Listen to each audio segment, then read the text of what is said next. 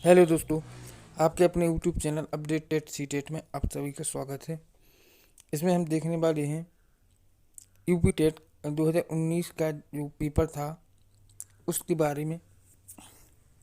देखिए, आपकी जो क्वेश्चन बुलेट सीरीज है बी, इसमें हम देखने वाले हैं कैसे प्रश्न आए थे और जो प्रश्न बनते हैं किस प्रकार के बनते हैं।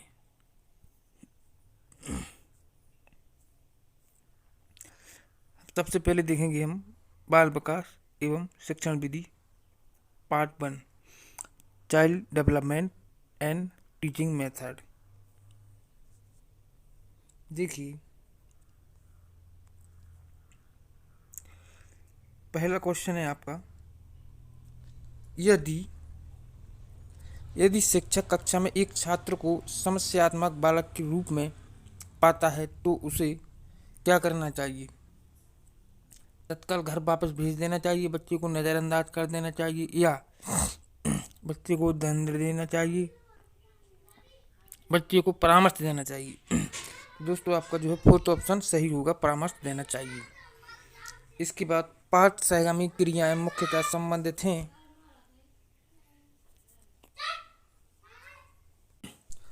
तो इसमें आपका छात्रों का सर्वांगीण विकास आ जाएगा। हम देखेंगे आपका तीसरा प्रश्न है, निम्नलिखित में से किसने अधिगम सिद्धांत का प्रतिपादन नहीं किया है? तो आपका इसमें अधिगम सिद्धांत का प्रतिपादन थॉर्नडाइक, स्किनर और कोहलर इन सब ने किया है, बीएस विलियम को छोड़कर। इसके बाद शिक्षा में अवरोधन का तात्पर्य क्या है? तो शिक्षा में अवरोधन का तात्पर्य है किसी बालक का एक बार से अधिक समय तक एक ही कक्षा में रहना अवरोधन कहलाता है।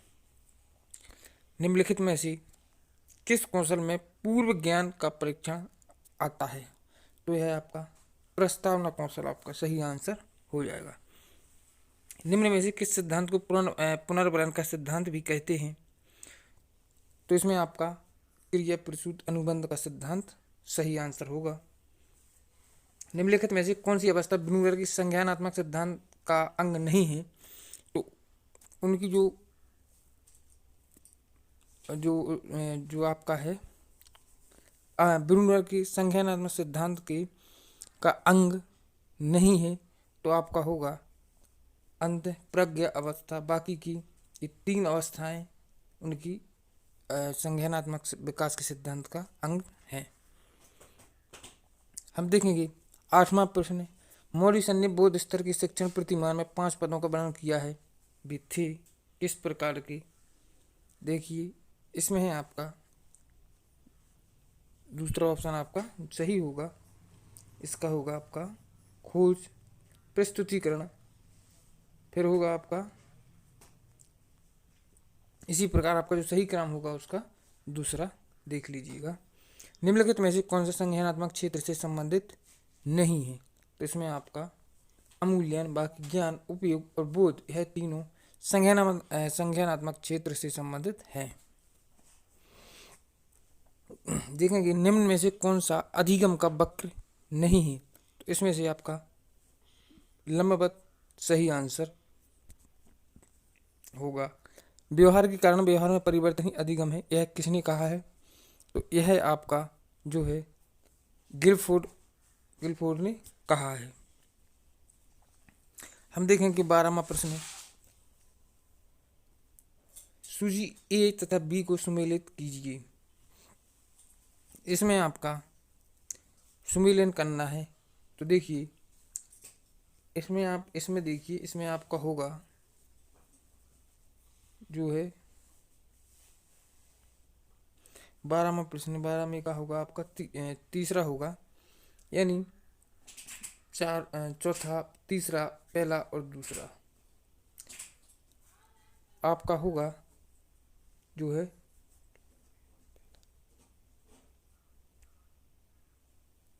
बिनूनर और फिर होगा आपका इस प्रकार से आपको इसमें मिलान करना है। अब देखिए आगे, समस्या समाधान का प्रथम चरण है। इसमें आपका समस्या समाधान का प्रथम चरण आपका इसमें हो जाएगा समस्या की पहचान। बालकों का अधिगम सर्वाधिक प्रभावशाली होगा जब, कब होगा? जब बालकों का अधिगम सर्वाधिक प्रभावशाली कब होता है? जब बालकों का संज्ञानात्मक, भावात्मक, मनोचालक पक्षों का विकास होगा, तभी सर्वाधिक प्रभावशाली अधिगम होता है। हम देखेंगे स्मृति स्तर एवं बोध स्तर के शिक्षण प्रतिमान की संरचना में कौन सा सोपान उभयनिष्ठ है? इसमें आपका प्रस्तुतिकरण सही आंसर होगा। मानव विकास का प्रारंभ होता है, मानव विकास का प्रारंभ कब से होता है? गर्भावस्था से, शैशवावस्था, पूर्वावस्था, उत्तरावस्था। तो मानव विकास का प्रारंभ होता है जो है आपका गर्भावस्था से। इसके बाद हम देखेंगे आपका 17वां प्रश्न है, द कंडीशंस ऑफ लर्निंग पुस्तक के लेखक कौन है? तो इसमें आपके 4 ऑप्शन दिए गए हैं, इनमें से आपको किसी एक को बताना है। तो इनमें से आपके R.N. गैने जो है द कंडीशंस ऑफ लर्निंग के लेखक है। किशोरावस्था बड़े संघर्ष, तनाव और जो है हमला विरोध की अवस्था है। यह कथन आपका स्टैनली हॉल का कथन है।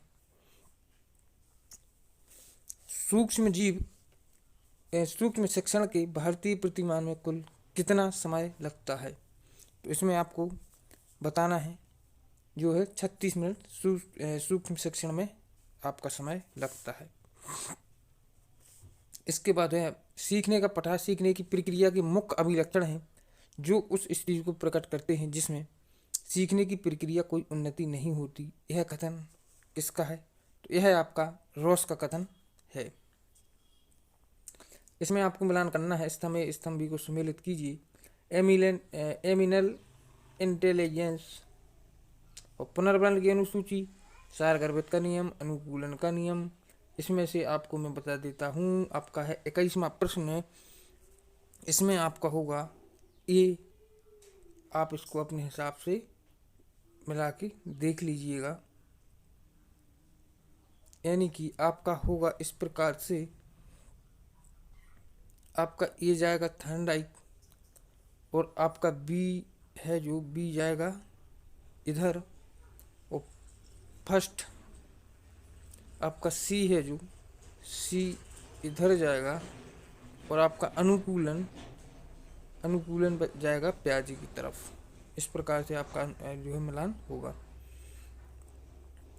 अब देखेंगे हम विकास कभी न समाप्त होने वाली प्रक्रिया है।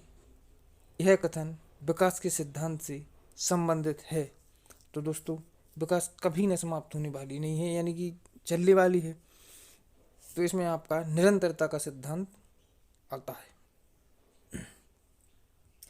संविधान के किस संशोधन से शिक्षा एवं मौलिक अधिकार बन गई है? तो दोस्तों इसमें से आपको किसी एक ऑप्शन को सही बताना है, जो कि आपकी संशोधन की शिक्षा संशोधन से 46वें संशोधन से शिक्षा एक मौलिक अधिकार बन गई। हम देखेंगे आपका 24वां प्रश्न, अभिप्रेरणा की मूल प्रवृत्ति सिद्धांत के प्रतिपादक कौन थे? तो मैकडूगल थी। विकास की किस अवस्था को कोल तथा ब्रुश ने संवेगात्मक विकास का अनूठा काल कहा है? तो यह आपका होगा बाल्यावस्था को अनूठा काल कहा है काल एवं ब्रुश ने। इसके बाद किसने बहुविमात्मक प्रज्ञा का प्रत्यय दिया? तो इसमें आपका 26वां क्वेश्चन होगा जो है गार्डनर ने बहुविमात्मक प्रज्ञा का प्रत्यय दिया था। डिसलेक्सिया में यह करने में कठिनाई होती है, तो इसका आपका पढ़ने और बढ़ने में कठिनाई होती है। निम्न में से क्या समावेशी कक्षा में शिक्षण की भूमिका नहीं है? तो यह होगा शिक्षक को निःशक्त बच्चों पर ध्यान नहीं देना चाहिए। यह नहीं है जो है आप शिक्षक की भूमिका नहीं है, क्योंकि निःशक्त बच्चे होंगे तो उस पर ध्यान देना चाहिए। क्यों नहीं देना चाहिए? इसलिए है जो है आपका गलत है और यही सही होगा। कक्षा में छात्रों को प्रश्न पूछने के लिए अनुमति नहीं देनी चाहिए, प्रेरित करना चाहिए, हतोत्साहित करना चाहिए, रोक देना चाहिए। तो इसमें आपका प्रेरित करना चाहिए आपका सही आंसर हो जाएगा। बच्चे की वृद्धि मुख्यतः संबंधित है। आपका 30वां प्रश्न है, जो कि बाल विकास का लास्ट प्रश्न है। इसमें आपका बच्चे की वृद्धि मुख्यतः संबंधित है शारीरिक विकास से। इसके बाद अगर आप चाहें तो हम हिंदी के या पर्यावरण के 30 प्रश्न और देख सकते हैं। देखिए हिंदी का पहला प्रश्न, घोंसले में चिड़िया है में कौन सा कारक है? तो आपका इसमें आपका जो कारक होगा वह होगा अधिकरण कारक, आपका सही आंसर हो जाएगा। हम देखेंगे दूसरा प्रश्न है आपका, यह आपका गद्यांश दिया गया है। इसमें से आपको बताना है कि उपर्युक्त गद्यांश के आधार पर बताइए कि संसार के सारे वाद सीमित हैं। इसमें से आपका जो है राजनीतिक क्षेत्र तक सही आंसर हो जाएगा। उपर्युक्त गद्यांश में गांधीवाद का आधार किसे बताया गया है? तो इसमें आपका भी राजनीतिक और आध्यात्मिक तत्व सही आंसर हो जाएगा।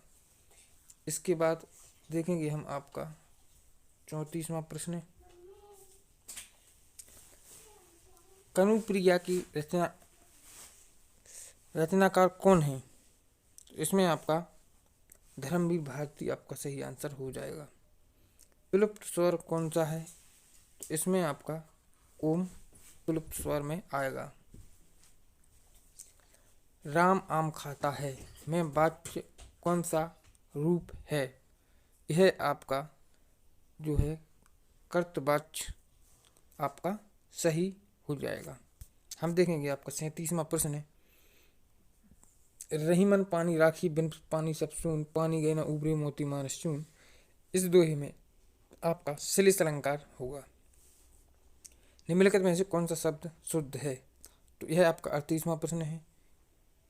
इसका आपका जो है निम्नलिखित शब्द में कौन सा शब्द शुद्ध है? तो अंक, चांद, आंख, आपका अंगना आपका सही आंसर हो जाएगा। निम्न में से किस शब्द की वर्तनी सही है? तो सन्निधि, सन्निधि और सन्निधि, इसमें आपका कौन सा सही होगा? सन्निधि, यानी कि आपका यह आपका सही हो जाएगा। इसके बाद देखेंगे 40वां, उपचारात्मक शिक्षण की सफलता निर्भर करती है। तो 40वां आपका समस्याओं के कारणों की सही पहचान पर उपचारात्मक सफलता निर्भर करती है। इसके बाद हम देखेंगे आपका 41वां प्रश्न,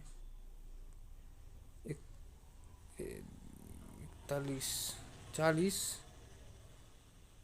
देखिए यह आपका जो है गद्यांश को पढ़कर निम्नलिखित 41 एवं 42 के सही विकल्प छाटिए।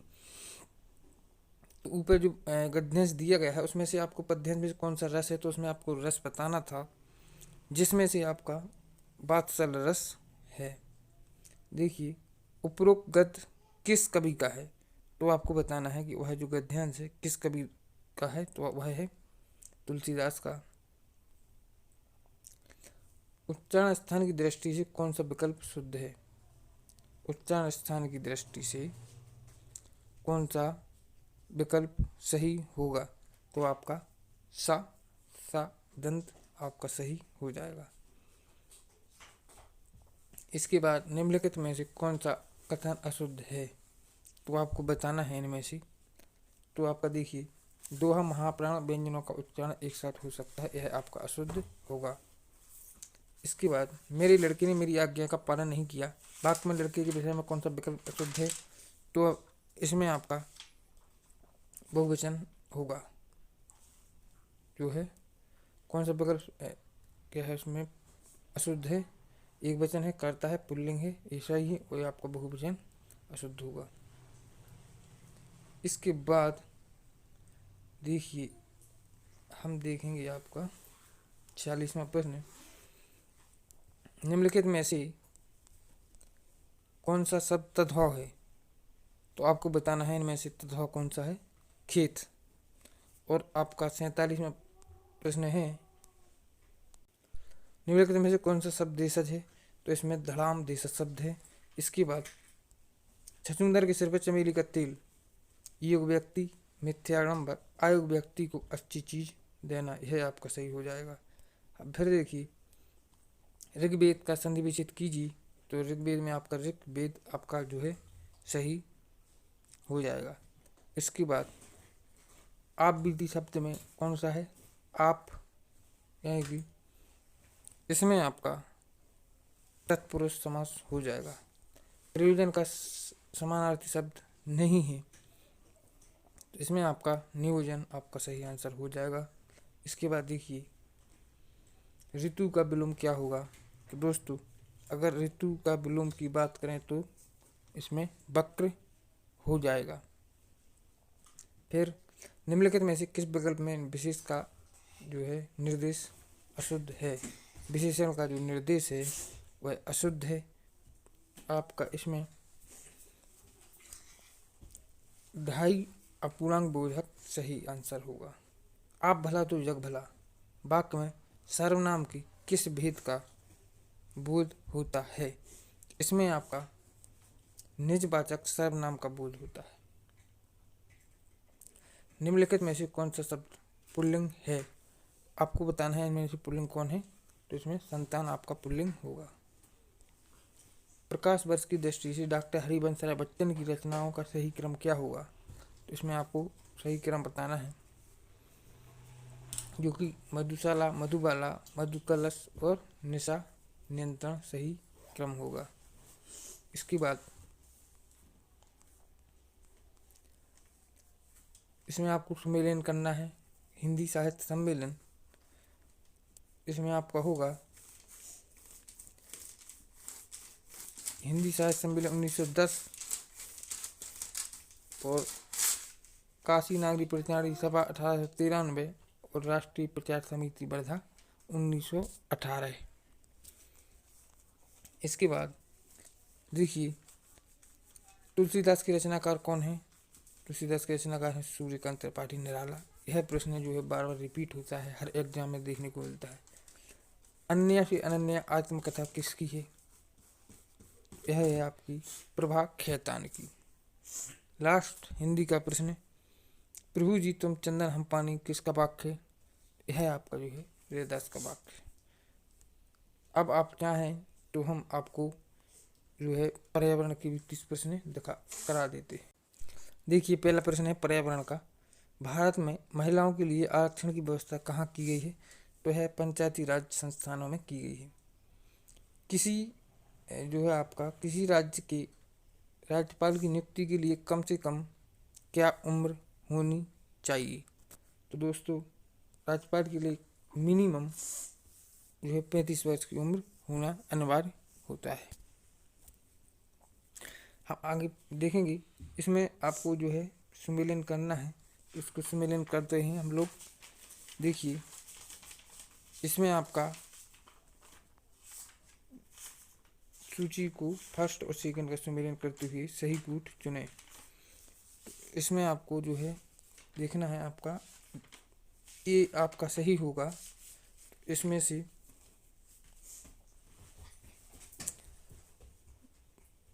इसमें जाएगा, यह इसमें जाएगा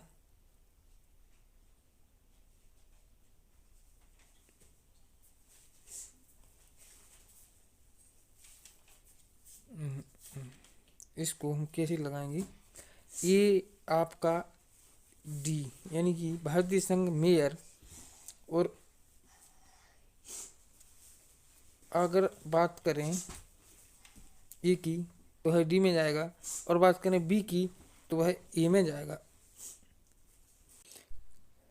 इसमें यह ऐसा नहीं, देखिए इसमें थोड़ा मिस्टेक हो गया। इसमें होगा भारतीय संघ प्रधानमंत्री, यह आपका जो है सही होगा।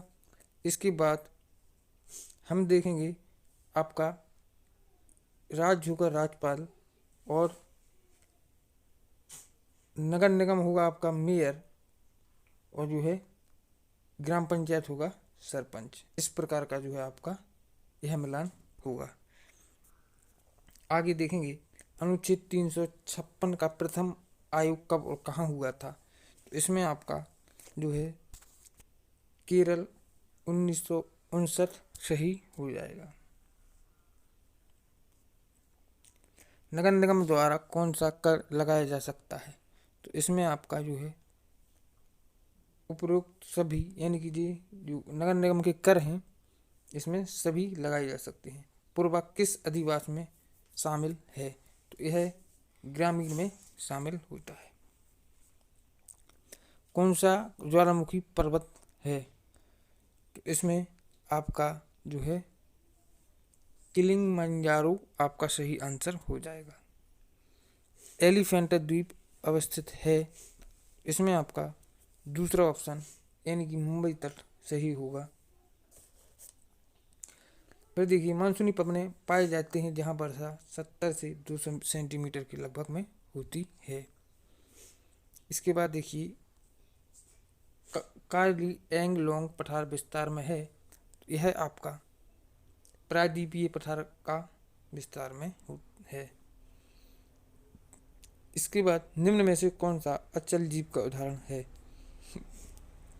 तो आपका यूप्लेक्टेला सही आंसर हो जाएगा। प्रोटीन अणुओं की इकाई है, तो इसमें प्रोटीन अणुओं की इकाई में अमीबा अम्ल सही होगा। निम्न में से कौन सा अपंग अंगक पादपों कोशिका में अनुपस्थित होता है?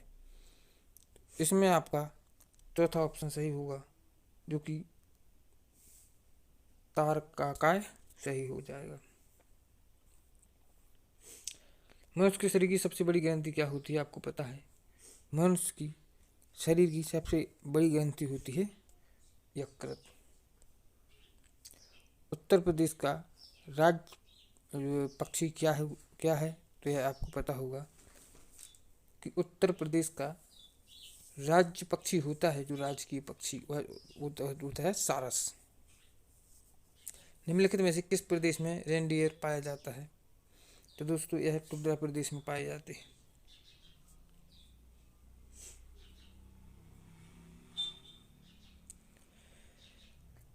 निम्नलिखित में से कौन सा एक शीतोष्ण घास प्रदेश नहीं है?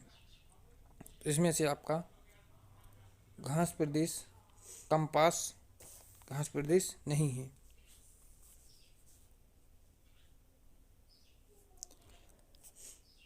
जनसंख्या के आकार के अनुसार बृहत्तम प्रायद्वीप है एशिया।